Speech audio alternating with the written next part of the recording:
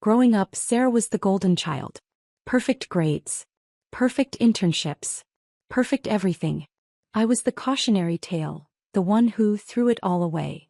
Your sister graduated magna cum laude, Mom would say at every family gathering.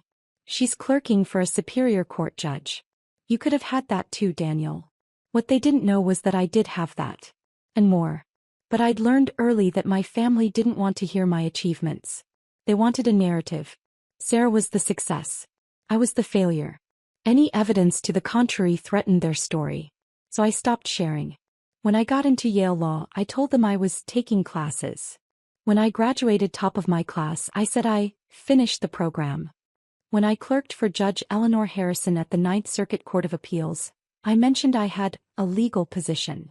Mom patted my hand. That's nice, dear. Sarah just made partner track at her firm. Sarah would smile sympathetically. It's good you found something, Danny. Not everyone needs to be ambitious. I was clerking for one of the most respected appellate judges in the country. Sarah was a second-year associate doing document review. But correcting them felt pointless. The family group chat exploded one Tuesday evening. Sarah, everyone. Mark proposed. We're engaged. Ring. Mom, oh sweetie. This is wonderful.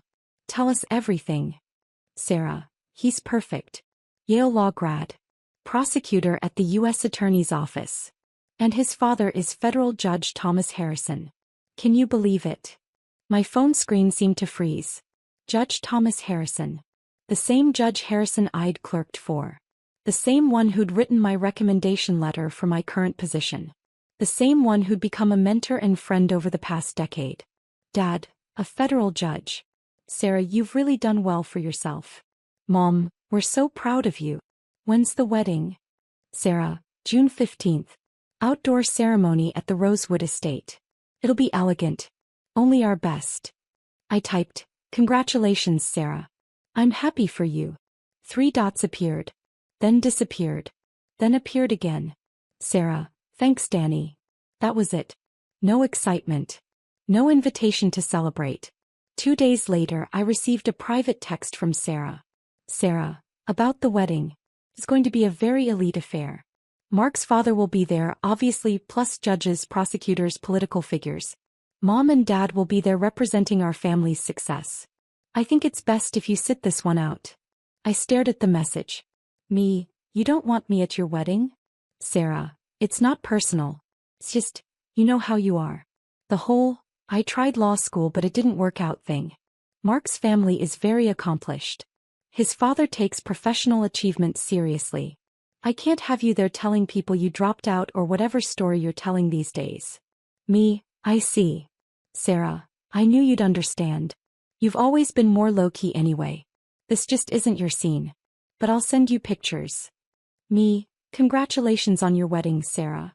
I set my phone down and looked at the framed photo on my desk. Me and Judge Harrison at my swearing-in ceremony. I was now Judge Daniel Rivera, presiding over the U.S. Court of Appeals for the Ninth Circuit, the youngest appellate judge appointed in 20 years. Judge Harrison had championed my nomination. He'd testified before the Senate Judiciary Committee. He'd called me the finest legal mind of his generation. And now I was apparently too embarrassing to attend his son's wedding. I could have corrected Sarah right then. Sent her a photo of my chambers. Forwarded my Senate confirmation hearing transcript. Explained that her future father-in-law and I had lunch every month. But something stopped me. Maybe it was years of being dismissed. Maybe it was curiosity about how far this would go. Maybe I just wanted to see if anyone in my family would ever ask about my life instead of assuming. I replied simply, understood. I hope you have a beautiful day. The family group chat continued buzzing with wedding planning, dress shopping, venue tours, guest list debates. Not once did anyone ask why I wasn't involved. Mom posted in the chat, Sarah, what about Danny? Is he in the wedding party? Sarah, Danny's not really a wedding person. He's going to sit this one out. More intimate that way. Dad, that's probably for the best. Keep it to successful family only. Make a good impression on the judge's family. Successful family only. I closed the chat and returned to drafting an opinion on a First Amendment case. Just another day at the office for the dropout. Over the next 3 months, the group chat was relentless. Mom, we met Mark's parents today. Judge Harrison is so distinguished. He has a portrait in the federal courthouse. I'd sat for that same portrait tradition 2 years ago. Sarah. His father told the most amazing story about a Supreme Court case he worked on. Mark comes from such an accomplished family. I'd heard that story. I was there when it happened. Dad, the judge seemed impressed with our family. Sarah really landed well. The irony was suffocating. 2 weeks before the wedding, my clerk Jennifer knocked on my chamber door. Judge Rivera? Judge Harrison is online too. I picked up. Tom, how are you? Daniel. I'm calling about Mark's wedding. You're coming, right? He said the invitations went out months ago. I paused. I wasn't invited, actually. Silence on the other end. What do you mean you weren't invited? Your family. Sarah is your sister. She felt it would be better if I didn't attend. Didn't want to embarrass the family in front of accomplished guests. Tom's voice hardened. Embarrass them? Daniel, you're a federal appellate judge. You're more accomplished than half the guest list combined. They don't know that. How do they not know? You were confirmed 2 years ago. It was in every major newspaper. They don't really ask about my life, Tom. They have their narrative. I'm the dropout who couldn't hack it. Sarah is the successful one. Correcting them seems exhausting. He was quiet for a long moment. Does Sarah know Mark and I know you? No. I don't think Mark knows either. Your son started at the U.S. Attorney's office after I clerked for you. We've never crossed paths. This is absurd. I'm calling Sarah right now. Tom, don't. Please. Let it play out. Why would you let them treat you like this? Because I want to see if anyone will ever just ask.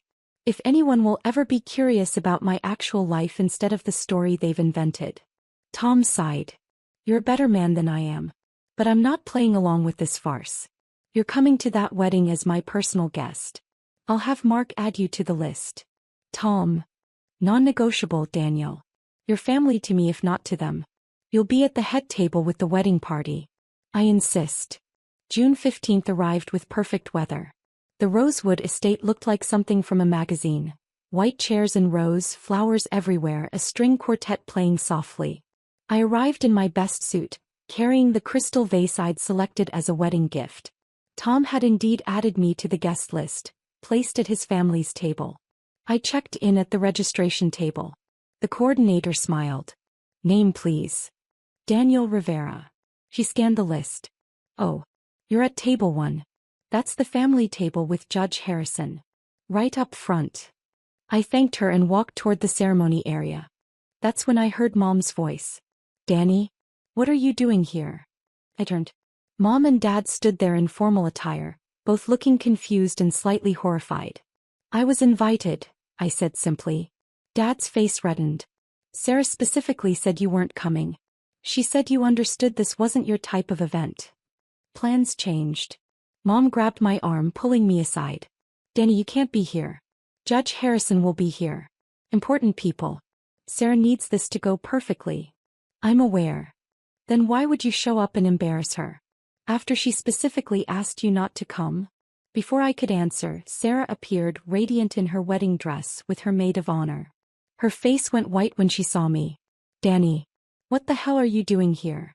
Congratulating you on your wedding. I told you not to come. I was very clear. Her maid of honor whispered, Sarah, people are staring. Sarah lowered her voice to a hiss. You need to leave. No. Before the ceremony starts. Before you embarrass this entire family. I was invited, Sarah. By who? I sure as hell didn't invite you. By Judge Harrison. She laughed. A sharp, mean sound. Right. My future father-in-law invited my dropout brother he's never met. Try again. It's true. You're delusional.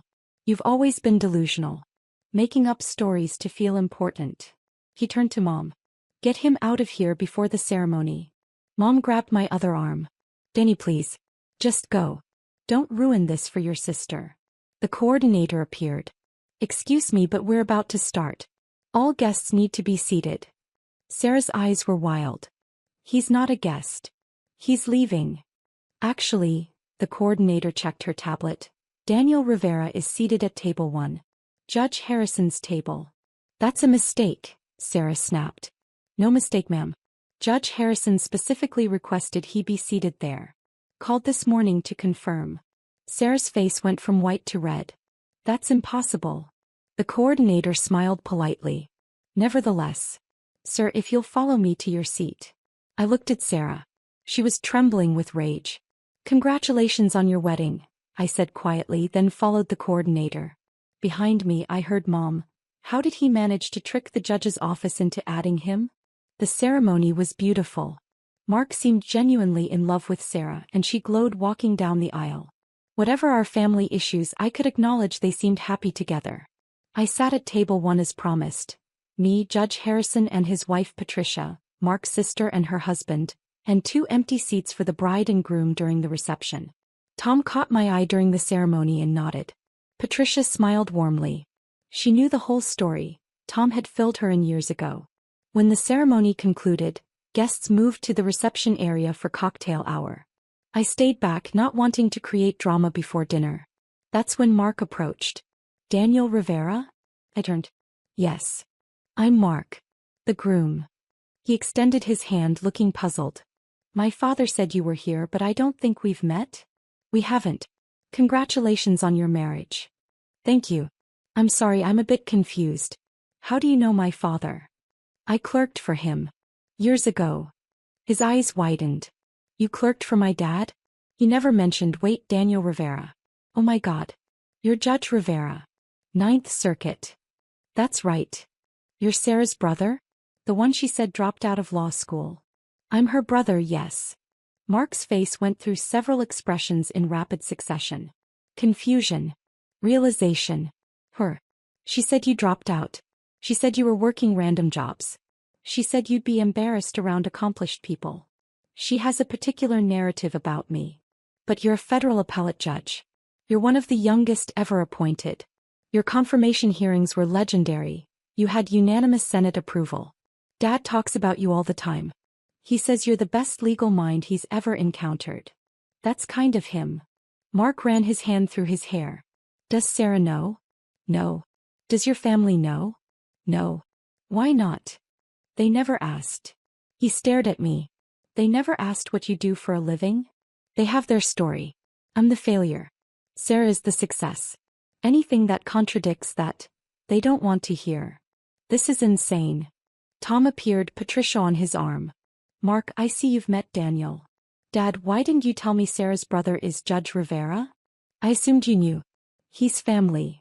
Sarah told me he dropped out of law school. That he was unemployed. That she didn't want him at the wedding because he'd embarrass us. Tom's face hardened. She said what?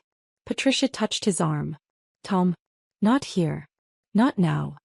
But Tom was already looking across the reception area to where Sarah stood with Mom and Dad, holding court with a circle of guests.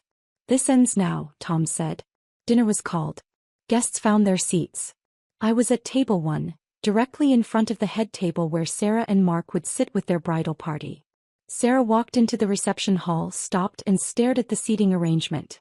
I was between Tom and Patricia at the judge's family table. The seat of honor. She made a beeline for our table. There's been a seating mistake, she announced. Tom stood. No mistake, Sarah. Daniel is seated exactly where I want him. Judge Harrison, I appreciate you being kind, but my brother doesn't need to be at the family table. We have a seat for him in the back. Your brother, Tom said slowly, is seated at my table because he's family. To me. Sarah forced a laugh. You're very sweet, but you just met him today. Danny probably told you some story. I've known Daniel for 12 years, Tom interrupted. Since he clerked for me after graduating top of his class from Yale Law. The color drained from Sarah's face. Mom appeared. Is everything all right? Your son, Tom continued, his voice carrying now, drawing attention from nearby tables, is one of the finest legal minds I've ever encountered. Which is why I championed his nomination to the Ninth Circuit Court of Appeals 2 years ago.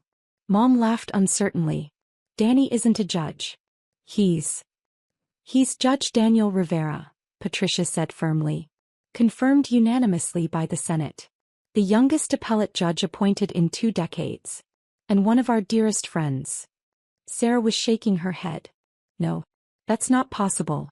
Danny dropped out of law school. He's unemployed. I graduated from Yale Law, I said quietly. Top of my class. I never dropped out. Dad had joined the group now. You said you were taking classes. I was. Law school classes. You said you had a legal position, Mom whispered. I did. Clerk for the Ninth Circuit Court of Appeals. Then Associate Justice position. Then Appellate Judge. Sarah's voice was high and thin. You've been lying to us for years? I've never lied to you. I told you exactly what I was doing. You chose not to hear it. Tom's voice cut through. He told you he went to Yale. He told you he had a legal position. He told you the truth. You created a narrative and refused to listen to anything that contradicted it. Mark was standing now too, looking between me and Sarah. Sarah, you told me your brother was a failure. You told me he'd embarrass us. I thought. Sarah's hands were shaking. He never corrected me. You never asked, I said. The nearby tables had gone quiet. People were watching. Sarah turned to Tom. I didn't know. I swear I didn't know. You didn't know because you didn't want to know, Patricia said, not unkindly but firmly. You had your story. Your brother was easier to dismiss than to understand. Mom grabbed my arm. Danny, why didn't you tell us? I tried, Mom. Multiple times. But every time I mentioned an achievement, you changed the subject to Sarah's successes. After a while I stopped trying. Dad's face was red. This is absurd. If you're really some big-shot judge, why didn't you just force us to listen? Because I wanted to see if anyone would care enough to ask. No one ever did. Sarah's maid of honor approached, whispering urgently. Sarah, everyone's staring. We need to start the reception. Sarah looked at me with something between fury and humiliation. You let me invite you out of my own wedding. You let me tell you that you weren't good enough. You knew the whole time that you know Judge Harrison and you said nothing. You told me I would embarrass you, I said evenly. I tried to respect your wishes. By showing up anyway? Judge Harrison invited me. I accepted his invitation. Tom placed a hand on my shoulder. Daniel is here as my guest and as family. If that's a problem, Sarah, perhaps you should consider why you're more upset about being wrong than about how you've treated your brother. The reception hall was nearly silent now. 200 guests watching the family drama unfold. Mark stepped forward. Sarah, maybe we should. No. Sarah's voice was sharp. Everyone is acting like I'm the villain here. Danny has been lying by omission for years. Letting us think he was a failure when apparently he's some hotshot judge. That's manipulative. Manipulative. Patricia's voice was ice. Or self-preservation? A new voice entered the conversation. Excuse me. I'm sorry to interrupt. A woman in her 60s approached. Distinguished, wearing judicial robes over her formal dress. Judge Catherine Morrison. California Supreme Court Justice. I'd argued a case before her last year. Judge Rivera, she said warmly, I didn't realize you'd be here. I attended because Tom invited me, but this is a lovely surprise. She turned to Sarah. You must be so proud of your brother. His recent opinion on the voting rights case was brilliant. It's being studied in law schools across the country. Sarah couldn't speak.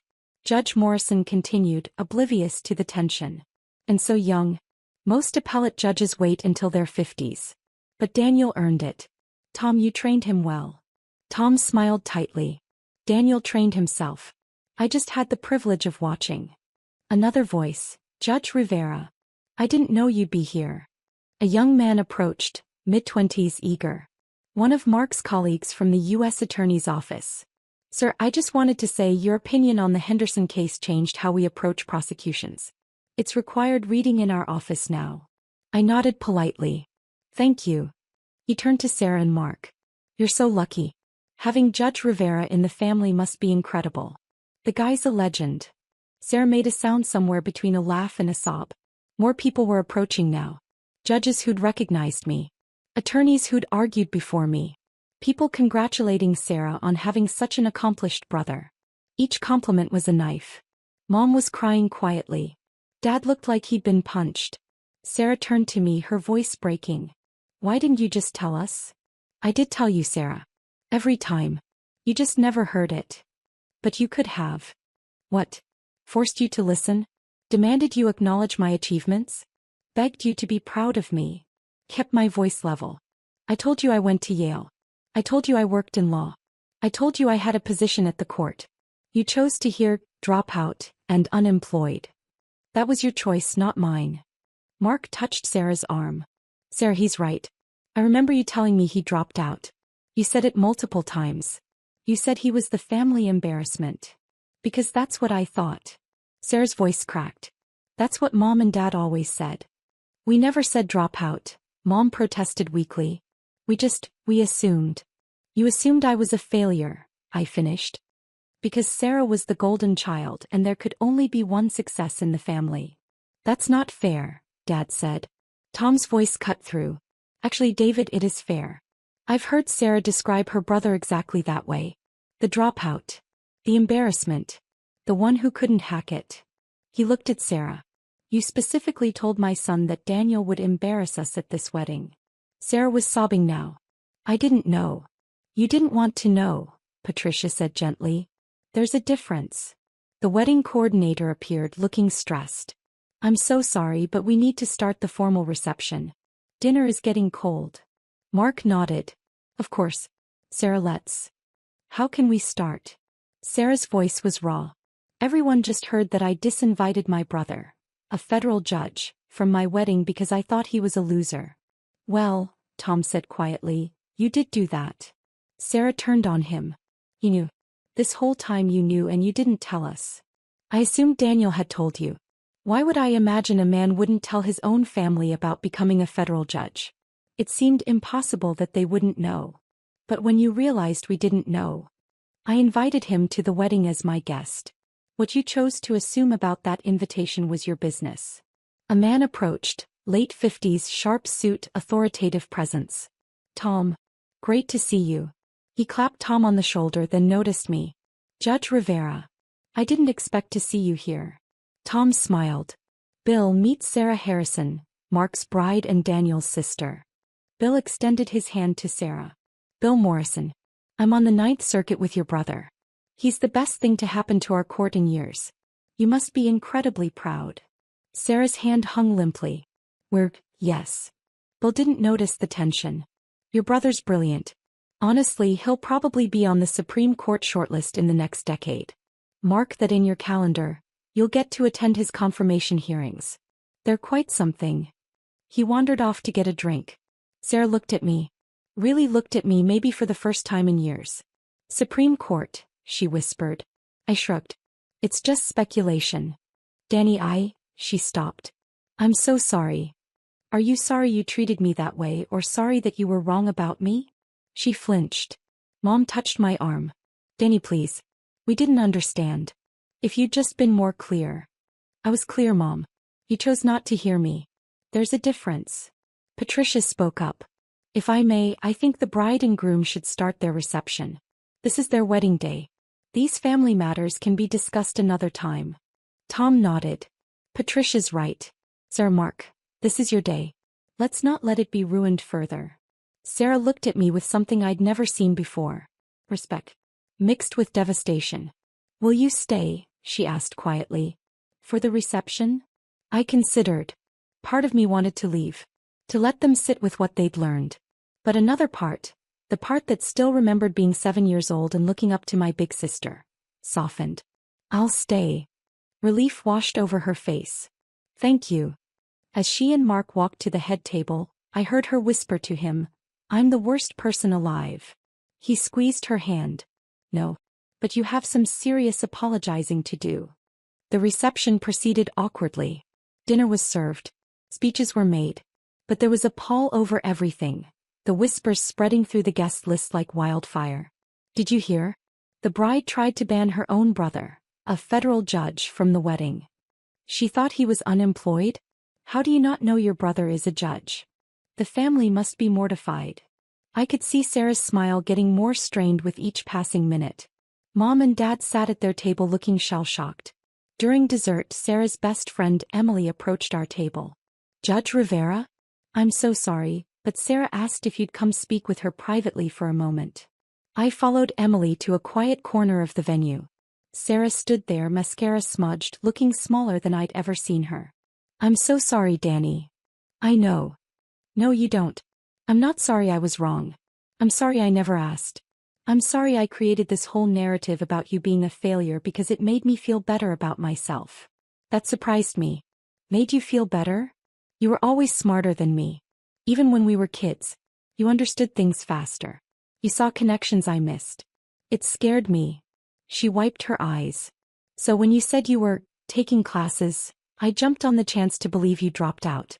Because if you'd failed, then I hadn't spent my whole life competing with someone better than me. I didn't know what to say. Mom and Dad did the same thing, she continued. They needed me to be the golden child because you were so effortlessly brilliant. They created this hierarchy where I was the successful one, so they wouldn't have to acknowledge that you surpassed all of us without even trying. Sarah. I uninvited my brother, a federal appellate judge, from my wedding because I was terrified he'd outshine me even while being unemployed. How pathetic is that? It's not pathetic. It's human. It's cruel. And I'm so sorry. I looked at my sister, really looked at her. And I saw what I'd been too hurt to see before. Not malice. Not hatred. Just insecurity wearing a mask of superiority. I forgive you, I said quietly. She started crying harder. How can you forgive me? I've been horrible to you for years. Because you're my sister. And because I understand what it's like to feel like you're not enough. She laughed through tears. You're a federal judge at 34. I'm also someone whose family didn't want him at a wedding. Achievement doesn't erase that pain. He hugged me then. Tight and desperate. I'm going to make this right, she whispered. I don't know how, but I will. An hour later, Sarah stood to give her speech. The traditional thank you to guests, parents, new in-laws. But she went off script. I need to say something, she began, her voice shaking.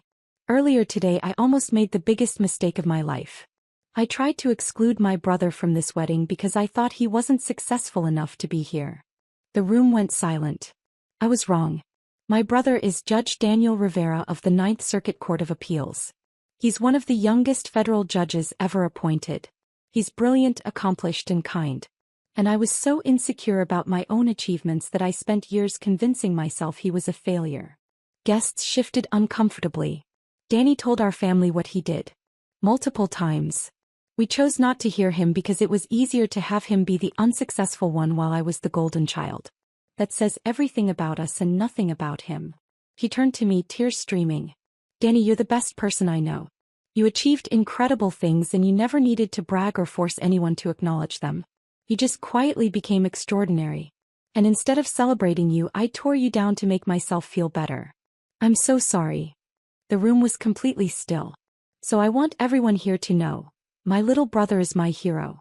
And if you take away one thing from this wedding, I hope it's that success isn't about titles or positions. It's about character. And Danny has more character in his little finger than I've had in my entire life. She raised her glass. To my brother, Judge Daniel Rivera. The best man I know. The room erupted in applause. I stood and walked to Sarah. She fell into my arms, sobbing. Thank you, I whispered. I meant every word. Things changed after the wedding. Mom and Dad called the next week. Ashley called. For hours we talked, really talked, for the first time in years. They apologized. They asked questions. They listened to my answers. Dad asked to visit my chambers. When he saw my name on the door, he cried. Sarah and I had lunch every month now. She'd started therapy, working through the competitive dynamic our parents had created. She asked about my cases, my life, my experiences. Mark became a genuine friend. We discovered we both loved basketball and started playing pickup games on weekends. Tom and Patricia had me over for family dinners. You were always family, Tom said. Now everyone knows it. The family group chat was different now too. Sarah, Danny, can I call you? Need advice on something. Mom, Danny, we saw your opinion was cited in the news. So proud of you. Dad, son, I'm telling everyone at the office about you. Hope that's okay. It was odd being seen after so many years of invisibility. But it was also healing. One evening, Sarah and I sat on her porch, drinking wine and watching the sunset. Do you ever wish you'd told us sooner? She asked. Forced us to listen? I thought about it. Sometimes. But I think it happened the way it needed to. You all had to confront why you didn't want to know. If I'd forced the information on you, you might have acknowledged it but not truly heard it. That's very wise. I'm a judge. It's kind of my job. She laughed. Then grew serious. I'm glad you came to the wedding. Even though I told you not to. Tom didn't give me much choice. Dad wanted to know why you'd let us treat you like that for so long. Why you didn't fight harder to make us see you. What did you tell him? That you shouldn't have to fight your own family to be seen. That the fact that you had to fight at all was the problem. I nodded slowly. That's exactly right. She refilled our glasses. To being seen. To being heard, I countered. We clinked glasses and watched the sun slip below the horizon. For the first time in years I felt like I had my sister back. And that was worth more than any title could ever be.